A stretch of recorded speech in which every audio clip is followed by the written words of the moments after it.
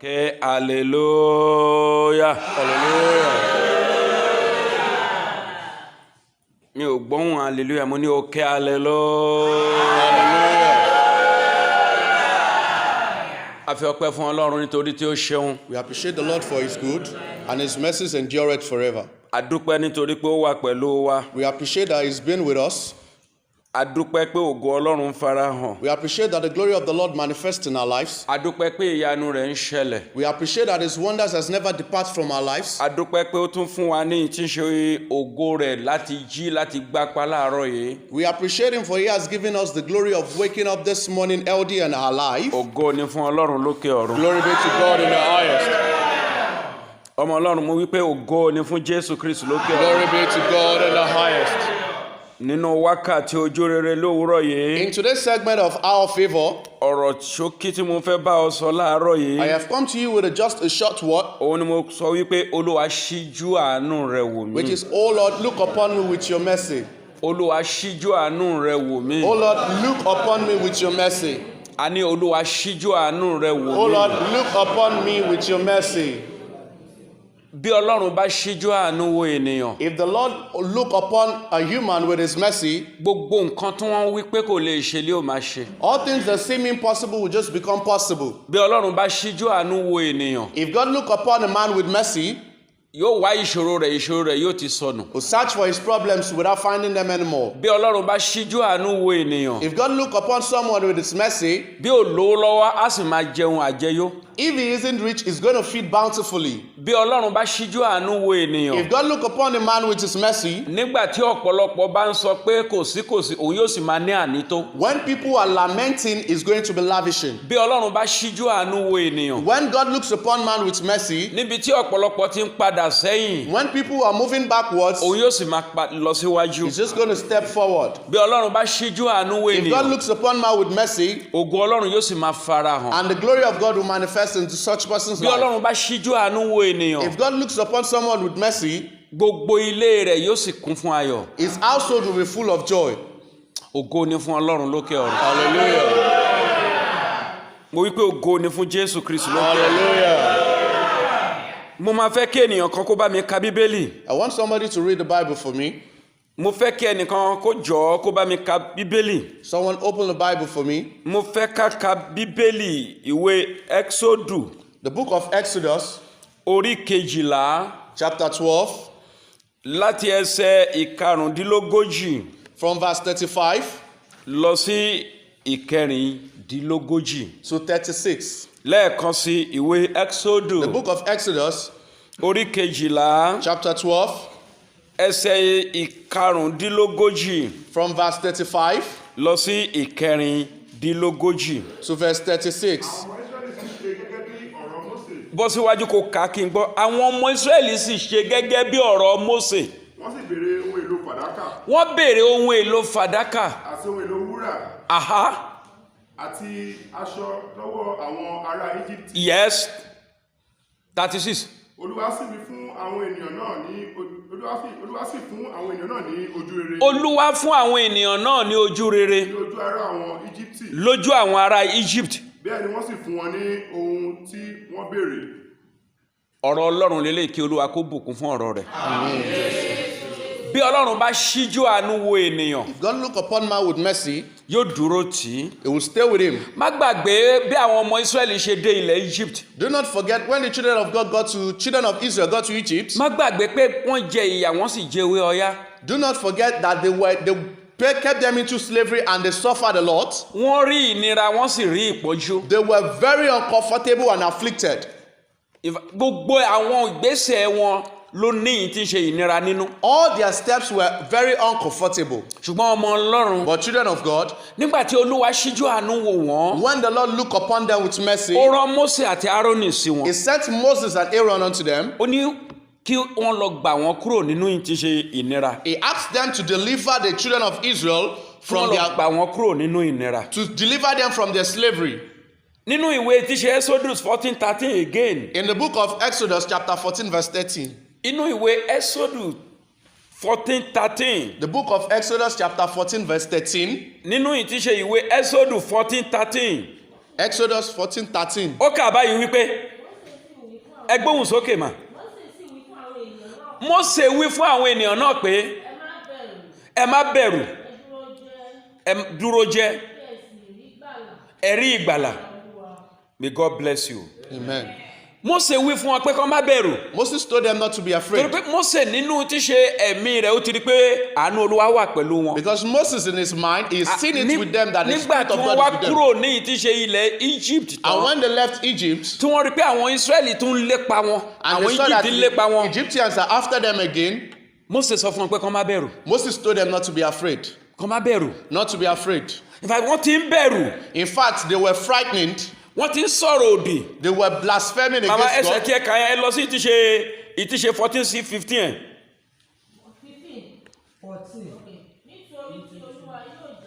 Nítorí pé Olúwa yóò jà fún yín. For the Lord shall fight for your cause. Mi ò gbọ́. Ẹ pa ẹnu yín mọ́, wọ́n ti ń sọ̀rọ̀ òdì. They were speaking blasphemy. Àti ẹ mọ nǹkan tó ń ṣẹlẹ̀ mọ́ báyìí. We don't even know what's wrong again. In fact, ìbá fi wá sílẹ̀ ká wà ní ilẹ̀ Egypt. He might have left us in the land of Egypt, Níbi tí wọ́n ti ń fi kòbókò fún wa lóúnjẹ. where we eat our food with wipes, Níbi tí a ti ń jẹ ìyà àti ìtíṣe ọ̀yà wa. where we are suffering. Ṣùgbọ́n sì ó kó wá sí etí òkun. But right now, He has pulled us down to the Ṣé riverside. inú omi yìí la máa kú sí báyìí? Are we going to die in this sea? Báwo la ṣe máa kọjá omi yìí? How are we going to scale through this sea? Nínú ẹsẹ̀ ìtíṣe ìkẹ́ẹ̀dógún yẹn. Olúwa tún sọ fún Mósè fúnra ara rẹ̀ pé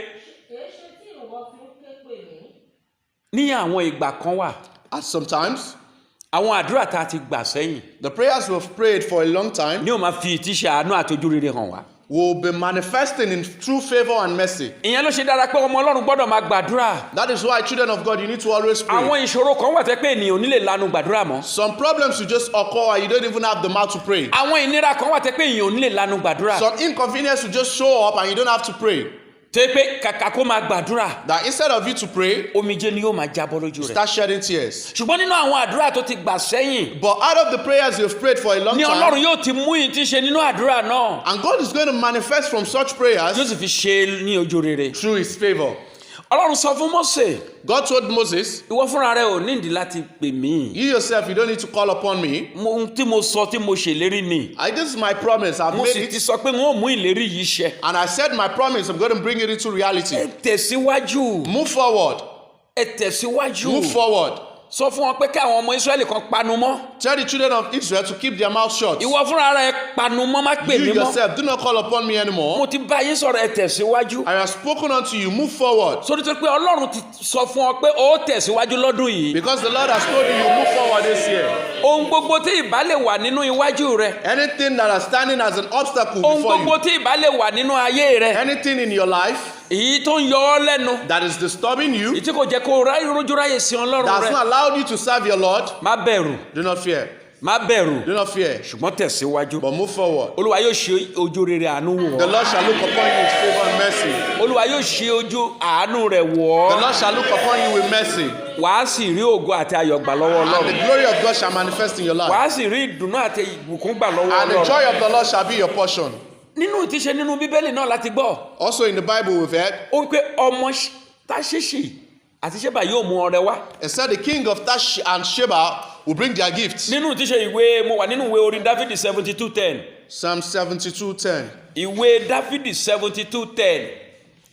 Ìwé Dáfídì Psalm 72:10. 72 verse 10. Ìjà àtìríkà 72:10. Ó yá 72:10. My God. àwọn bàbá ẹ̀sìn àti àwọn Yes. ẹ̀wá Aha. àwọn ọba ṣẹ́ Ẹ tún bẹ̀rẹ̀ lẹ́ẹ̀kan sí. àwọn bàbá ẹ̀sìn àti àwọn ẹlẹ́kùnrin Àwọn ọba Táíṣì àti Erékùṣù yóò mú ọrẹ, apart from pé bí a nígbà ẹ̀kọ́ tí mo kà yẹn, Ọlọ́run sọ fún àwọn ọmọ Ísírẹ́lì pé ẹ lọ sọ́dọ̀ àwọn ilẹ̀ Egypt, ẹ lọ gba wúrà àti fàdákà lọ́wọ́ wọn. The Lord told the Israelites, go to the Egyptians, collect their silver and gold. Àwọn fúnra wọn náà lọ bá àwọn ọmọ Egypt. They went to the Egyptians themselves. Ṣùgbọ́n nínú ọ̀rọ̀ rẹ̀ yìí, But here in this world, ó tiẹ̀ ní láti dìde. you don't even need to rise up. Ibi tí o bá wà, Wherever you're seated, ni ó ti sọ pé àwọn ọba Táṣíṣì àti ti ṣe Erékùṣù yóò mú ọrẹ, yẹ tẹ̀síwájú. àwọn ọba ṣẹ́bà àti ti ṣẹ́bà yóò sì yá Àwọn ọba Ṣébà àti Ṣébà yóò sì mú ẹ̀bùn wá. nítòótọ́ Aha. gbogbo àwọn ọba ni yóò wólẹ̀ níwájú rẹ̀ Níwájú rẹ lórúkọ Jésù, àwọn ọba yóò wólẹ̀ níwájú rẹ. the king shall bow before you.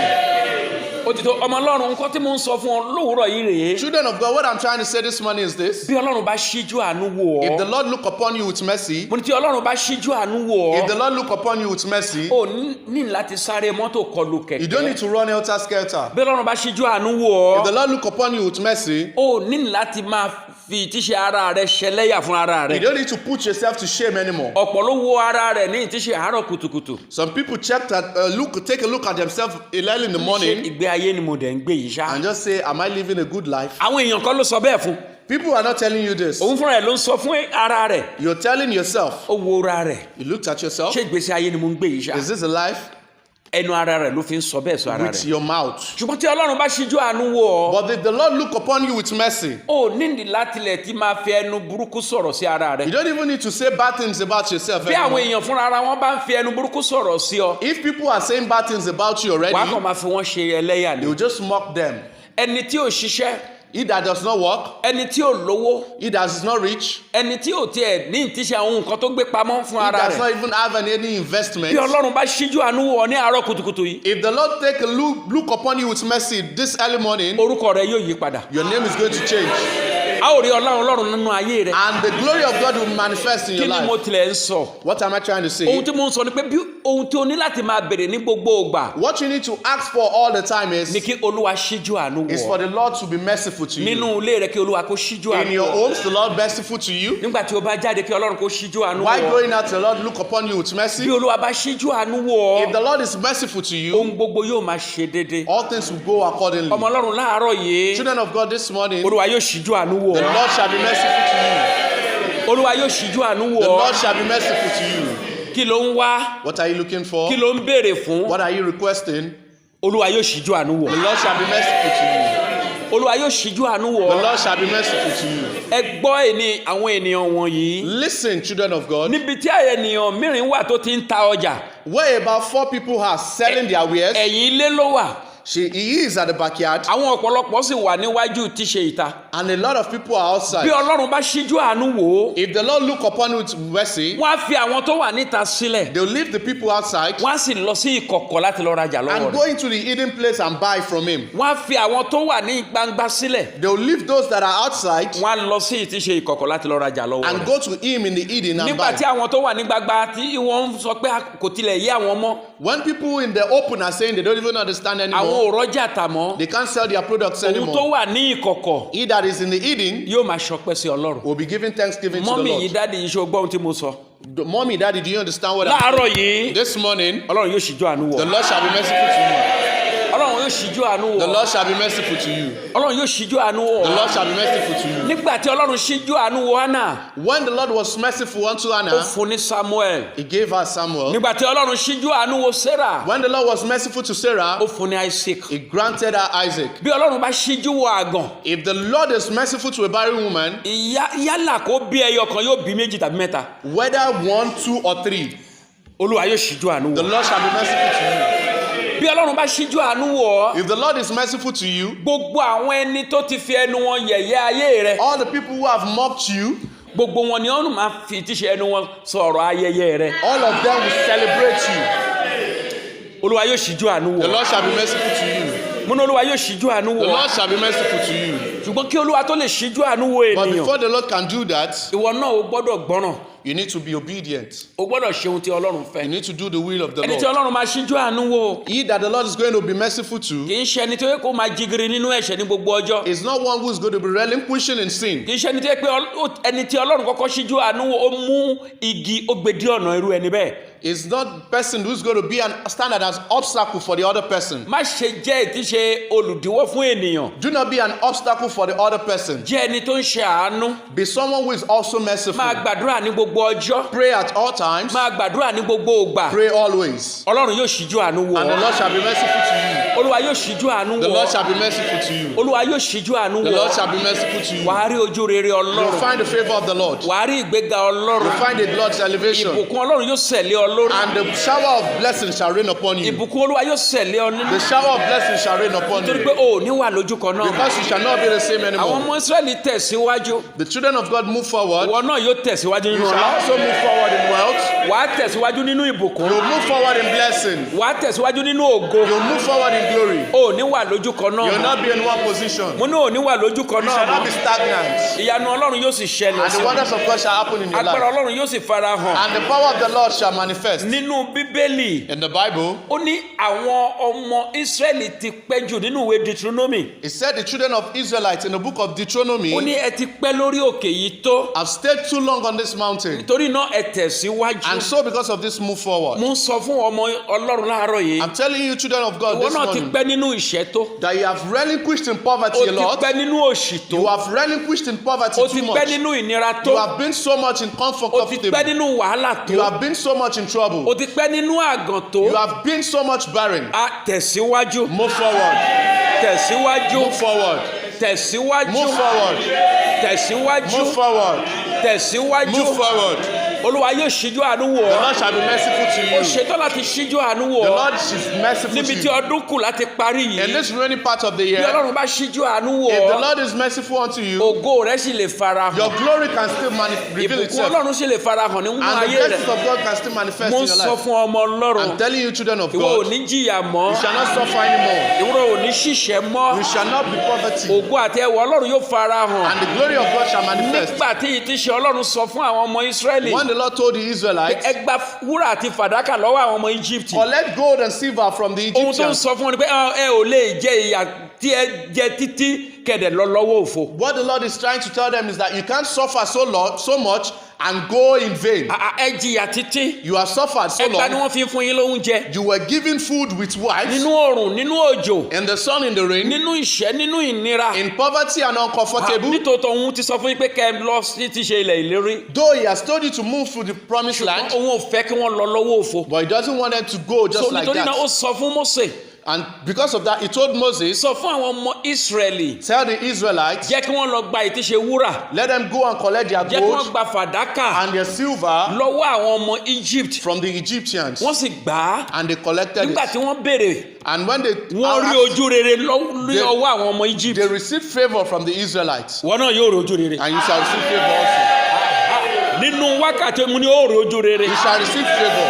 Ìyanu yóò ṣẹlẹ̀ sí ọ. And the wonders of God shall happen in your Nígbà life. tí mo sọ pé kó o tẹ̀síwájú, When I ask you to move forward, mi ò ní kó o tẹ̀síwájú nínú ẹkún. I did not ask you to move forward in tears. Mi ò ní kó o tẹ̀síwájú nínú òṣì. I didn't ask you to move forward in Mi ò ní kó o poverty. tẹ̀síwájú nínú ìnira. I don't want you to move forward in Mo ní inconveniences. kó o tẹ̀síwájú nínú ìbùkún. I'm asking you to move forward in blessings. Mo ń sọ fún pé kó o tẹ̀síwájú nínú ògo. I'm asking you to move forward in glory. Tẹ̀síwájú nínú ìyanu. Move forward in wonders. Tẹ̀síwájú nínú ìgbéga. Move forward in elevation. O ti pẹ́ lórí ìnira tó. You have stayed so long in O ti inconvenience. pẹ́ nínú ìyà tó. You have stayed so long in suffering. And Ọ̀run fagilé ìyà rẹ. the Lord cancel out your suffering. Ọ̀run fagilé òṣì rẹ. The Lord cancel out your poverty. Ọ̀run bá ìtíṣe ìpọ́njú ayé rẹ wí. The Lord speak to your afflictions. Nítorí ìdí èyí, And so because of this, o gbọ́dọ̀ tẹ̀síwájú. you must move forward. O gbọ́dọ̀ lọ síwájú. You must go forward. Nítorí pé Olúwa ti ṣíjú àánú wò ọ́. God has looked upon it. Ó mercy. lọ síwájú. You shall move forward. Ó dẹni ayọ̀. You shall be joyful. Nínú ẹbí rẹ, a ó rí ẹ gẹ́gẹ́ bí ẹni In ayọ̀. your family you shall be joyful. Nínú ilé rẹ, a ó rí ẹ gẹ́gẹ́ bí ẹni In your ayọ̀. houses you shall be joyful. Nínú ibi iṣẹ́, a ó rí ẹ gẹ́gẹ́ bí ẹni In your ìbùkún. workplace you shall be blessed. Ìyanu yóò ṣẹlẹ̀ sí ọ. And wonders shall happen in your Wo ò life. ní fi ìpọ́njú lò gbà You will mọ́. not spend your time afflicted. Wo ò ní anymore. fi ìnira lò gbà mọ́. You will not spend your time in an O ò ní fi inconvenience. ẹkún jẹ oúnjẹ rẹ You shall mọ́. not eat your food with tears. O ò ní fi òṣè jẹ oúnjẹ rẹ You mọ́. will not eat your food with poverty. Ògo anymore. àti ẹwà Ọlọ́run yóò fara hàn. And the glory and beauty of the Lord shall Lówùúrọ̀ manifest. kùtùkùtù ó bójú rere pàdé. This morning you shall meet with favor. Wákàtí ojú rere rẹ̀ ó bá pàdé. You shall meet with favor this morning. Wákàtí àánú rẹ̀ ó bá pàdé. This time of favor you shall meet with favor. Wákàtí ìyanu rẹ̀ ó rí ìyanu. You shall meet with mercy. Wákàtí ìfọ̀kànbalẹ̀ ó rí Time ìfọ̀kànbalẹ̀. for comfort you shall meet with comfort. O ò ní jìyà. You shall not suffer. Gbogbo àwọn ẹni tó dá iná ìyà fún ọ. All those people who have made you suffer, Gbogbo àwọn ẹni tó dá iná ìyà fún all ọ. those people who want you to suffer, Gbogbo wọn pátápátá ni ó jẹ ìyà. all of them shall suffer. gbogbo wọn pátápátá ni yóò ní ìyà nínú. All of them shall suffer. wọn ò rí ìyà he. They shall suffer. mo ní ọ̀tá rẹ yóò rí ìyà Your he. enemies shall suffer. yóò rí ìyà he láàárọ̀. They shall suffer in the morning. ọ̀tá rẹ yóò rí ìyà he They shall lọ́sàn-án. suffer in the afternoon. ọ̀tá rẹ yóò rí ìyà he They shall láṣálẹ́. suffer in the evening. nígbà tí wọ́n ń yọ̀ àwọn yóò máa jẹ ìyà. And when you are joyful, they shall nígbà tí suffer. ògo rẹ ń bú jáde àwọn yóò máa sọkún. When your glory is beautified, wọ́n they shall gbọ̀n wọ́n suffer. rò pé ò lọ́lọ́run ni. They are mocking you. They think you don't have a God. ṣùgbọ́n ọlọ́run Ábúráhámù wà lẹ́yìn rẹ. But the Lord of Abraham is with you. ọlọ́run Ísákì wà lẹ́yìn The rẹ. Lord of Isaac is with you. ọlọ́run Jákọ́bù ni ọlọ́run rẹ. The Lord of Jacob is your yóò mú God. inú rẹ dùn. He shall make you happy. yóò mú ògo rẹ bí He sí. shall make your glory agbára ọlọ́run multiply. yóò fara hàn. And the powers of God shall o ní manifest. ṣìṣẹ́. You shall not be poverty. o ní sọkún. You shall not be. You o ní tọrọ jẹ. shall not beg for food. ògo rẹ kó fara Your hàn. wonders shall manifest. ọ̀tá tí ò fẹ́ mo ní kó rí ògo rẹ. Your enemies shall see your glory. nínú ilé bàbá kan rí ògo rẹ. Your enemies shall see your glory. nínú ilé ìyá kan rí ògo In rẹ. another's house they shall see your glory. láàárín àwọn ọ̀rẹ́ a ó rí ògo rẹ. In your friend's house they shall see your glory. nínú ìjọ a ó rí ògo rẹ. In the church they shall see your glory. ọ̀run ṣìwé ìrántí kan. Oh, if you open your book, olúwa ṣí ojú rere sí ọ. you are remembered for orí favor. àánú olúwa láàárọ̀ You shall yìí. receive the Lord's mercy. o ṣalábàápàdé ìbùkún You ọlọ́run. shall receive the Lord's blessing. ìgbéga ayé rẹ dé wẹ́rẹ́. The blessings of the Lord has come. ìgbéga ayé rẹ fojú hàn. The blessings of your life is ó jẹ́ ìrísí agbára ọlọ́run nínú oṣù shall yìí. be the ministry ó of God. jẹ́ ìrísí agbára ọlọ́run nínú You oṣù shall yìí. testify to the glory nítorí of pé a ó God. fi ògo dá ọmọ. Because you shall be blessed. láàárín ọ̀pọ̀ ènìyàn Amidst a lot of people, ọ̀run ṣí ojú rere wọ̀ ọ́. the heavens shall be olúwa ṣí favorable to ojú you. àánú wọ̀ The ọ́. Lord shall be merciful ó to sì you. bá ògo ọlọ́run pàdé. And you meet with the Lord ó mercy. rí bẹ́ẹ̀ fún ọ. So shall it be. ó ṣe bẹ́ẹ̀ fún ọ. And it shall be so. bẹ́ẹ̀ ni yóò sì rí títí. And it shall be a so ó sì rí forever. ipa ògo ọlọ́run nínú ayé. And the beauty of ayé God ò shall ní fà ọ́ manifest. jábọ́ mọ́. And you shall not be pulled down o ò anymore. ní bẹ́kún sùn mọ́. You shall not weep anymore. o ò ní bẹ́kún jí mọ́. You shall not wake up with sleep. òṣì ayé rẹ kó ṣí dànù. Your problems should go away. ìpọ́njú ayé rẹ kó kú. Your affliction should die. bẹ́ẹ̀ ni ọlọ́run sọ fún ọ. So shall it be. jésù kristi olúwa wa. God bless you.